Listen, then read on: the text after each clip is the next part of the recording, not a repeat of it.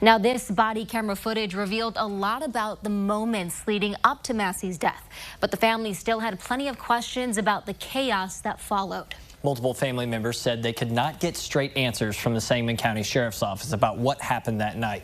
They were not told it was the deputy who shot Massey until days later, and in some cases, they were led to believe it was an intruder who shot her or that Massey shot herself. Our Capitol Bureau Chief Cole Hinkey is live outside in the Capitol newsroom. Cole, you learned today about how that misinformation spread. That's right. Tonight, I obtained scanner logs from that night, and the audio from these phone calls shows a breakdown in communication between the Sheriff's Department on scene and the Sangamon County Dispatch. All of these recordings were obtained through a Freedom of Information Act request from the Sangamon County Dispatch. 911, what's the address for your emergency? 2868 South Hoover Avenue. What's going on there? I keep hearing stuff on the outside of my house, and it sounds like somebody was banging on the side of my house. I don't know. Could y'all come and see? That's Sonya Massey calling for help.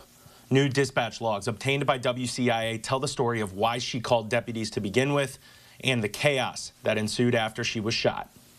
Hi, is it Sonya? Yeah, I got the Sheriff's Department here, but I was calling for help from y'all. From there, the body camera footage released on Monday shows what happens next. Two Sangamon County Sheriff's deputies respond to Massey's home within minutes. Deputy Sean Grayson shoots Massey in the face after she moves a pot of hot water from the stove. I'll still see when I go. You better not. I swear to God, I'll shoot your face. Okay, I'm sorry. Drop the pot! Drop the pot! Then hear Grayson and the other deputy yell shots fired. Shots fired! Shots fired! Shots fired! The dispatch logs show more. Headshot wounded female. Headshot wounded female, 1078. Grayson asks if there is a history of Massey being a, quote, 1096. 80 call history for being 1096.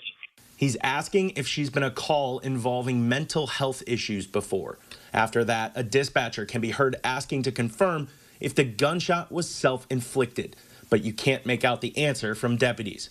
Just confirm self-inflicted. But the confusion doesn't stop there. A different member of Sangamon County Dispatch calls state police. We don't actually know what happened. He just screamed shots fired. Somebody heard, one of the dispatchers heard the gunshot, said a female shot in the head, but we don't know if she shot herself or a deputy shot her. Or what, yeah. But then she gets new information. They're now saying self-inflicted. Dispatchers continued to struggle to get information about what happened. A call between dispatchers and a supervisor who hadn't been in the building all night shows they still did not know the circumstances of the shooting 3 hours after Massey died at the hospital. So just had what, maybe an officer-involved shooting? Okay. We don't have any info, and nobody will tell us, which is really fun.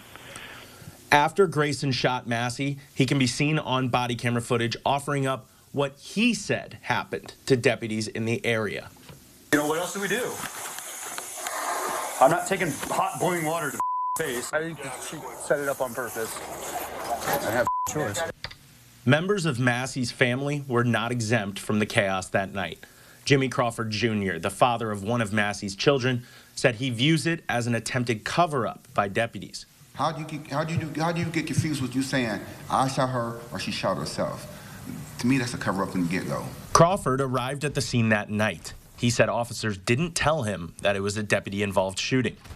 When I got to the scene, the officer notified me that it was under investigation, and we knew that she had problems with her neighbor. Not once was I told that the officer did it. Massey's son, Malachi Hill, learned his mother was shot from St. John's Hospital and not the police. They would never tell me who shot my mom, though. And it all became one more reason that Massey's father, James Wilburn, is calling on Sangamon County Sheriff Jack Campbell to step down.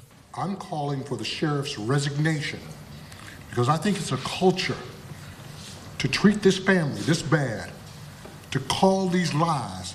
If it were not for that camera footage, we as a people, they would have lied and they'd have lied their way right out of this.